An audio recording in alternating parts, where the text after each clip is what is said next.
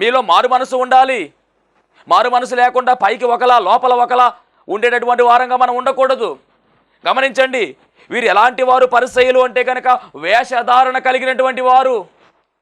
లోపల భక్తి ఉండదు, కానీ పైకి భక్తి కలిగిన వారుగా, భక్తి పరులుగా నటిస్తూ ఉంటారు. లోపల ప్రేమ ఉండదు, కానీ పైకి ప్రేమించేటట్టుగా, ప్రేమ పొంగుతున్నట్టుగా నటిస్తారు. అలా లోపల ఒక స్వభావము, బయట ఒక స్వభావము మనము కలిగిన వారముగా ఉండకూడదు. గమనించండి, వేషధారుల వలె మనం ఉండకూడదు. పైకి నవ్వుతూ ఉంటారు, లోపల కక్షతో పగతో రగిలిపోయేవారు, కోపంతో ఉండేవారు ఉంటారు. అలాంటివి దేవుడు హర్షించడు, అలాంటివి దేవుడు ఒప్పుకోడు. గమనించండి, మరి ఈ పరిశీలన ఎలాంటి వాళ్ళు అంటే కనుక పైకి ఒకలాగా లోపల ఒకలాగా ద్వంద్వ స్వభావం కలిగిన వారు.